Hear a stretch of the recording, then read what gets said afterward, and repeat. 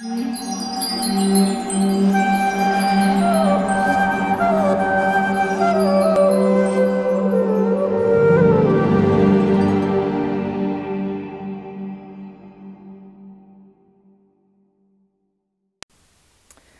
Krishna.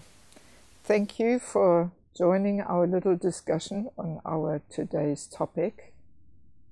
The topic is accepting one's spouse as Krishna's gift. Yes. So let us first of all understand the way we enter marriage in material life and in spiritual life. They're very, very different. The attitudes, the visions are so opposite, so different. So let us first of all have a look. How do we enter marriage in material life? The main expectation is subtle or gross sense gratification, romance. Prabhupada very nicely explains the idea of extended false ego. My husband, my wife, my children, my house, my garden, my furniture, mine, mine, mine. This is the extended false ego phenomena.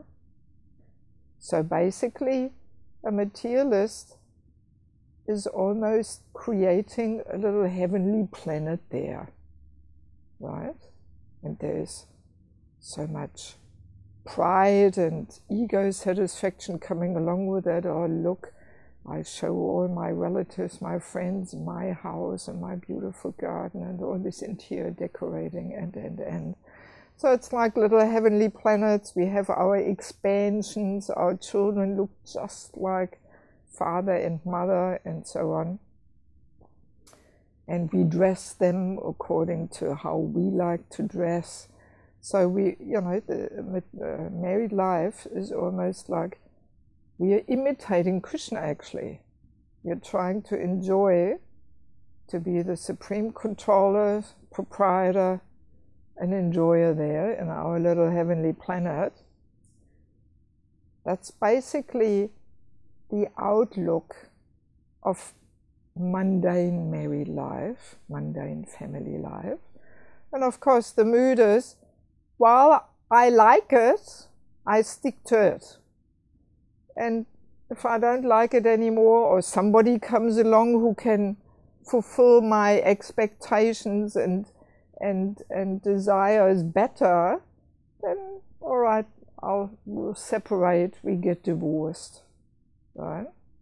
So that's basically the outlook and attitude towards griha life, family life and material life. Right? So now family life in spiritual life is very, very different. That's the outlook on the grihastha ashram. There the understanding is, so family life is meant to be a purifying journey. We practice on each other how to become selfless servants. And that is a whole purifying experience. And we assist each other, we complement each other in that ultimate goal of going back to Godhead. So that is a very, very different vision, very different attitude there, how we actually enter family life. So, and Grihastha Ashram, there is a very strong commitment coming along. That attitude that my spouse is Krishna's gift to me. And I will stick to this person through thick and thin, through all ups and downs, through all trials and tribulations, no matter what. This is what Krishna has allotted for me in this lifetime. This is what I deserve. And There is no question of separation, of divorce, no question. That word divorce does not exist in the vocabulary of somebody who is in the Grihastha ashram. This only exists in Grihamedi life. So there's this strong and firm commitment there, that this is what I'm meant to get in this lifetime. Krishna has personally arranged this person for me. And gift we have to accept. We can't accept it initially and then play around with it and then, oh, we return it, or sorry, I don't like this gift anymore. No, no, we have to accept. That's the etiquette.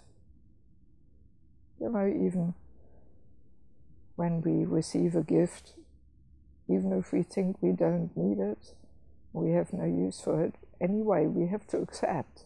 That's the etiquette. We can't say, oh, sorry, no, I don't like this or something. No, etiquette is we have to accept. So that's almost like one of the very significant differences in entering marriage as Grihamedi or as Grihastha ashram, Grihastha life. That commitment, that different outlook. So, and very clear to understand, such commitment we can only have if there is faith in Krishna. If we have faith in Krishna, then we can see whatever calamity we might be facing, we can see Krishna behind it. We can connect it with Krishna. We can understand, yes, Krishna is trying to teach me something here. This is what I deserve. In fact, Vaishnav Mudas, I deserve so much more than this, but Krishna is so kind.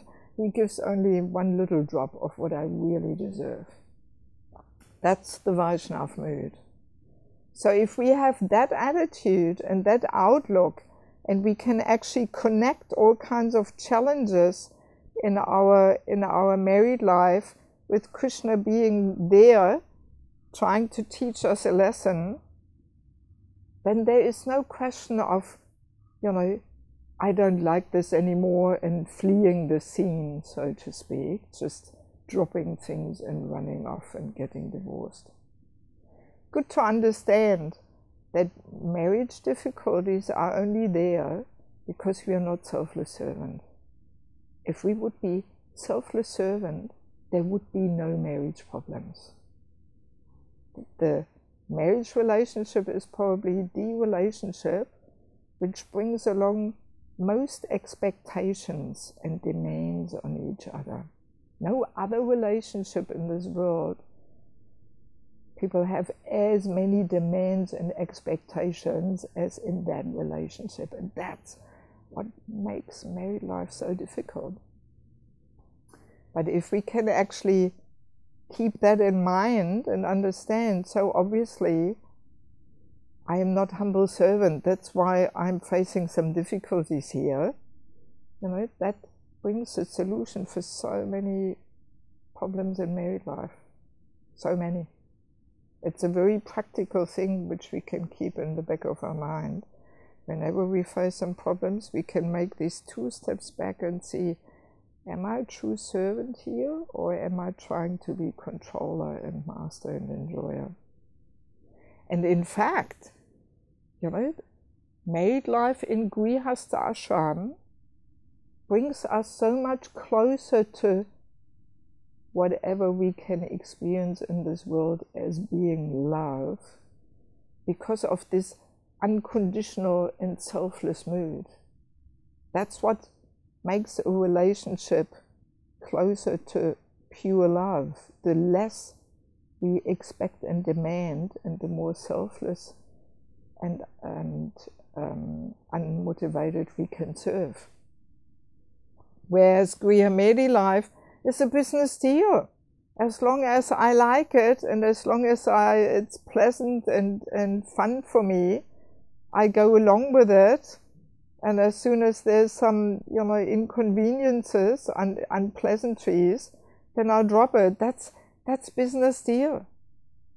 That's far away from what we can even call love. Far away, furthest away. Whereas if we try to cultivate this firm commitment, sticking to each other, that will deepen a relationship. That's how devotees become deep and mature personalities, by working through difficulties, through challenges, and seeing Krishna behind it, and trying to make things work. That's how we actually receive deep purification within this married life. So, and very naturally to understand this Grihamedi attitude and vision, not so easy to transform it into the Grihastha attitude and vision. Yes. We always think, yes, as soon as we wear tilak, we have neck beads and we chant something, yes, I'm Grihastha. No, let's look a little deeper. Have we actually transformed our attitude and vision towards this marriage relationship, towards this man-woman relationship? What is our attitude? So that is not so easy to make that internal transformation of transforming this Grihamedi attitude into Grihastha attitude. That requires systematic education and training. Without that, we will be stuck in this Grihamedi attitude, because that's what we are conditioned by.